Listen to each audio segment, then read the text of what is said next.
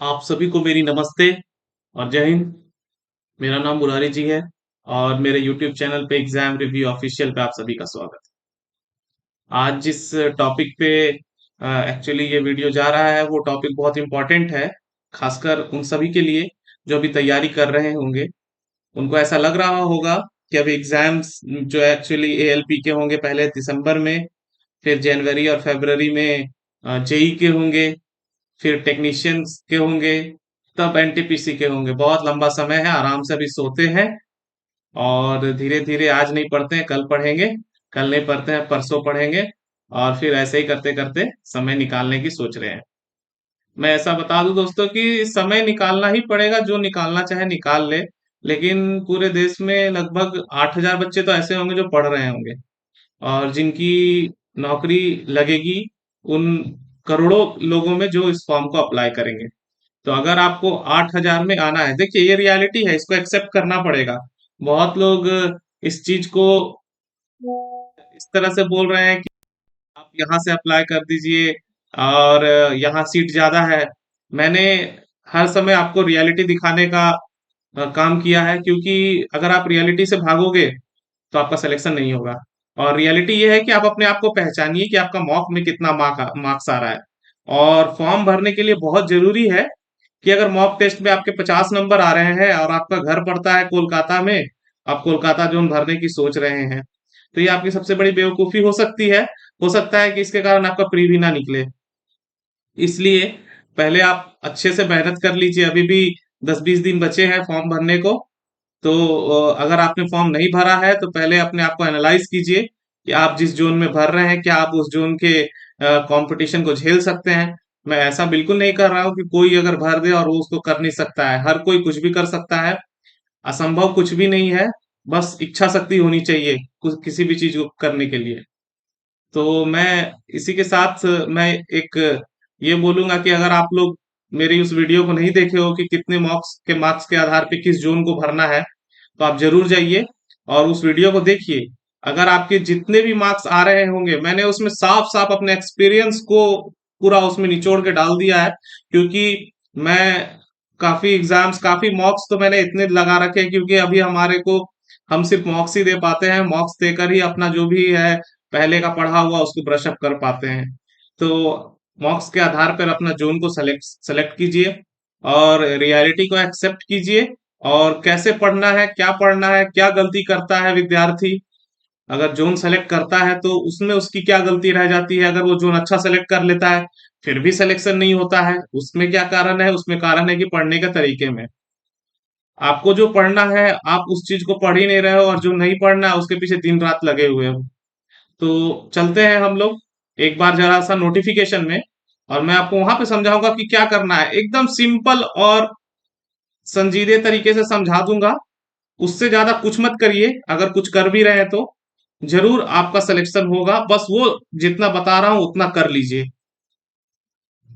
तो ये जैसे कि दोस्तों, ये हमारा नोटिफिकेशन का,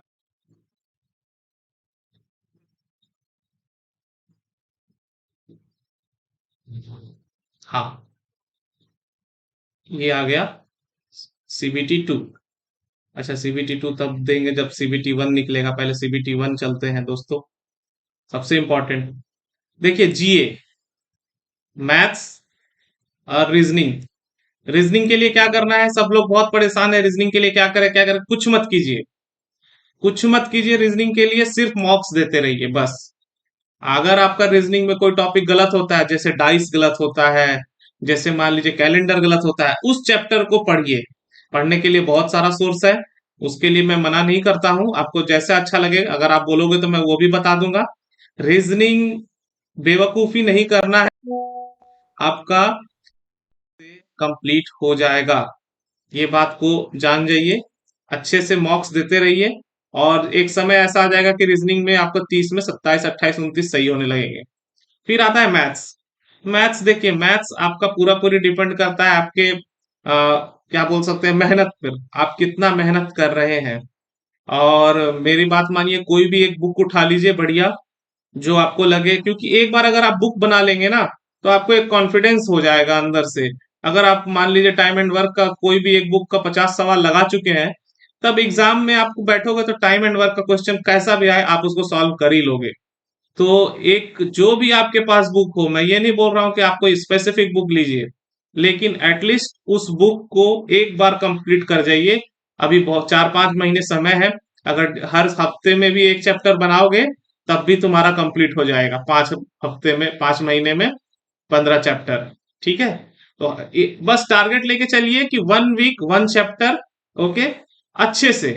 और उसको हम आपको 1 वीक दे रहे हैं। 1 वीक में अगर आदमी एक दिन में अगर 100 क्वेश्चन भी बनाए ना, तो 700 क्वेश्चन बनते हैं एक चैप्टर के। 700 क्वेश्चन अगर कोई लगा ले तो उसके बाद मुझे नहीं लगता कोई भी एग्जाम जिसमें एप्टीट्यूड आता हो उसका वो रुक सकता है।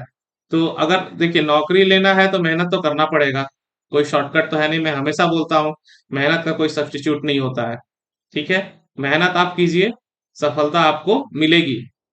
और जिस दिन मिलेगी ना सफलता, उस दिन आपको लगेगा कि सच में मेहनत करके हमने कुछ पाया है। सबसे इंपॉर्टेंट जो है गेम चेंजर, हर बार बोलता हूं, इस बार भी बोल रहा हूं। ठीक है।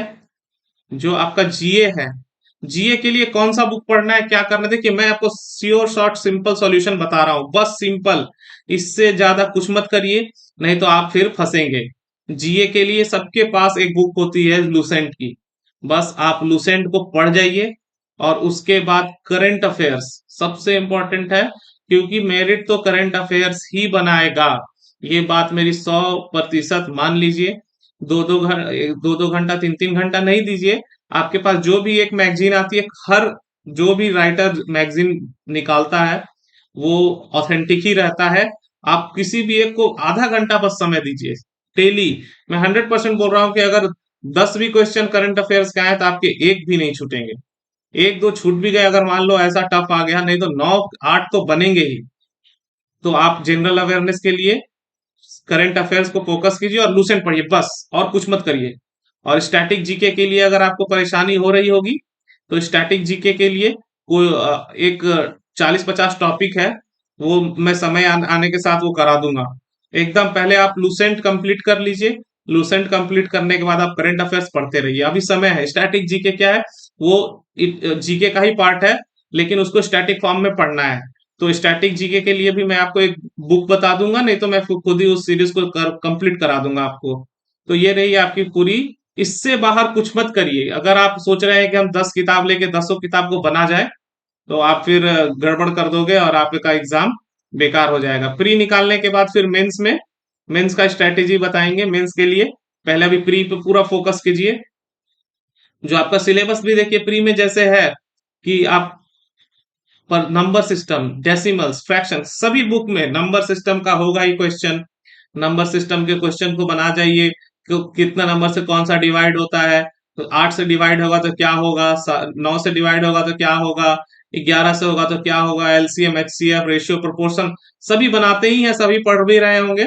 तो पूरे चैप्टर का एक एक चैप्टर को बना जाइए अच्छे से। और उसके बाद जब जिस दिन चैप्टर भी कंप्लीट हो जाए, मॉक देना शुरू कर दीजिए। और अगर कुछ लोग ऐसे होंगे जिनकी तैयारी हो गई होगी तो सीधे सीधे मॉक्स दीजिए। जो क्वेश्चन गलत हो जाए उसको फिर से रिवीजन कीजिए। देखिए स्टार्टिंग भी किया है तो करंट अफेयर से ही किया, current event of national international importance. समझ सकते हैं ये कितना इंपॉर्टेंट चीज, चाहता तो इसको हिस्ट्री सिविक ज्योग्राफी के बाद भी दे देता। ठीक है। इन्वायरमेंटल इश्यूज भी है।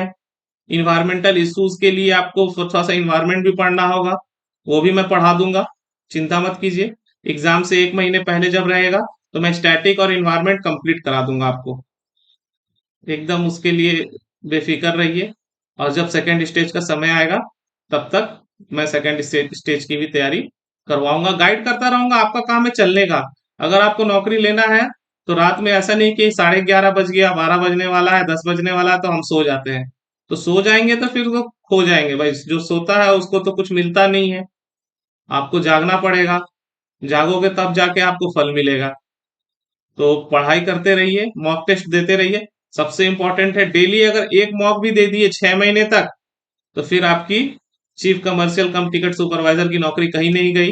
क्योंकि आप समझ लो ये जो नौकरी है इस बार की, ठीक है, लोग सीए खोज रहे हैं, सीए खोज रहे हैं, सीए की पोस्ट नहीं, अरे यही तो है, इसी में तो मर्ज कर दिया है। ठीक है। थोड़ा सा इनका सीए जो काम करता था वो भी यही काम करेगा, कमर्शियल अप्रेंटिस। तो इस पे इसको फोकस करना है। कमर्शियल अप्रेंटिस के इसी यही जो मतलब कि अर्जुन जैसे निशाना लगा मछली के आंख में, वैसे ही इस पोस्ट को एकदम छोड़ना नहीं है। और आप मैं मान सकता हूं कि आपका अभी आप अभी एग्जाम दे रहे हो, प्रेशर में होंगे, ज्यादा कुछ नहीं बोलूंगा, लेकिन आपको यही बोलूंगा कि आप अपना तैयारी करते रहिए, जोन सही सेलेक्ट करिएगा और मेहनत करते रहिए, सफलता आपको जरूर मिलेगी। ठीक है, तब तक के लिए बाय और जय हिंद दोस्तों।